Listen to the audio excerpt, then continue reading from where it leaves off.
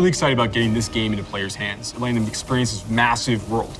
A main cornerstone of D4 is play your way. As a player continues to advance through the story and into the endgame, they'll unlock a ton of brand new activities that provide meaningful progression, no matter their playstyle. Players will be able to keep progressing in the narrative of the game. Alongside that, the whole team has worked on crafting a variety of different experiences players can pursue. We're going to have an entire world of Sanctuary for our players to offer. There's going to never be an absence of something to do. After the player has finished the campaign, there's a lot more game to go and participate in.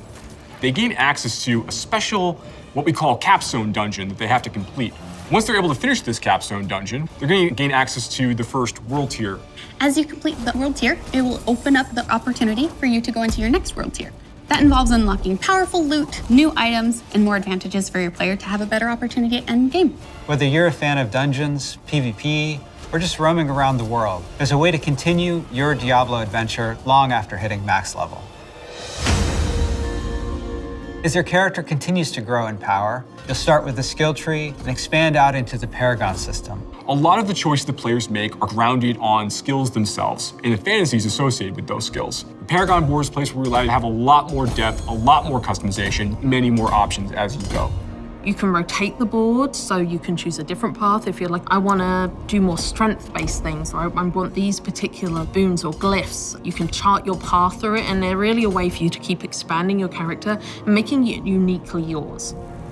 Similar to the Paragon boards is the Codex of Power. It's an in-game system that holds the aspects related to the character. You are able to complete a dungeon, and they will have a chance to drop an aspect that you can pick up. And what this allows players to do is take items they're finding in the world and make them more powerful, turn them into legendary items. It's really special to discover what kind of playstyle really means the most to you. Every part of Sanctuary is fulfilling and satisfying. Dungeons in particular are really close to my heart. Nightmare dungeons are going to give the players the opportunity to experience a dungeon that they might have already experienced in their past playthroughs. They'll enter the dungeon with a found sigil that alters the playstyle and the intensity of the dungeon. They're more difficult and they have additional objectives, and then they also have affixes, which add a degree of difficulty for you and your group to work through. One of my favorite affixes that you can find in Nightmare Dungeons is actually called Hellgate. Occasionally, these portals will open up throughout the area that will just pour out different monsters that aren't native to that region for you to also be dealing with while you're trying to handle everything else inside the dungeon. There's over 120 dungeons to play through and find in Diablo IV, and any one of them can become a Nightmare dungeon by finding a Nightmare sigil and then using it to activate the Nightmare version of that dungeon space. Everything's a little darker, everything's more difficult. It's going to add a little bit of a twist of flavor on your particular dungeon.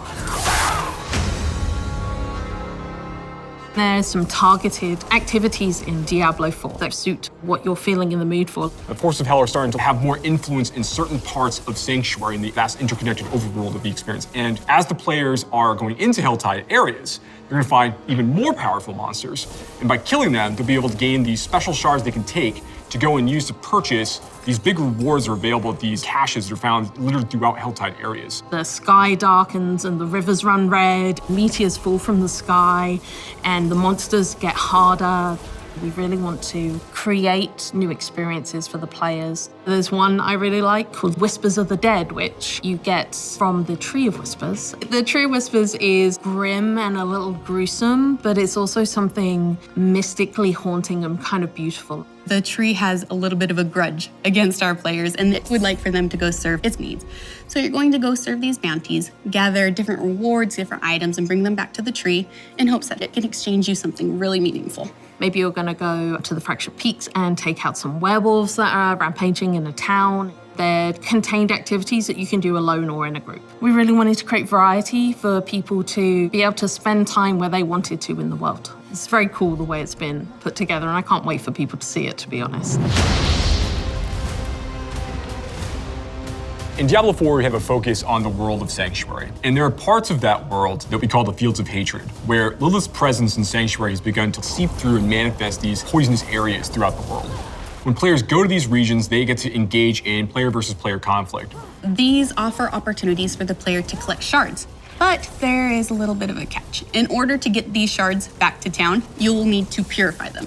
Other players will definitely know that you're attempting to purify your shards, so you'd better be prepared to fight if you're going to be playing any PvP, and be prepared that you might lose some stuff in the meantime. Once they've got the purified shards, they can take these, go back to nearby towns to sell them, and then use that to buy a whole bunch of like interesting cosmetic items and rewards. It's a place for people who really love PvP and want to still get loot and still increase their character's power. If that's the way they want to play, they can. Launch is just the beginning. One of the things we're really focused on is creating a living, breathing set of updates for players to engage with after the game has gone live. It's really just going to be a way to keep coming back and experiencing more Diablo 4 in fresh ways. We're really eager to hear all of your experiences and just enjoy the entire story with you all.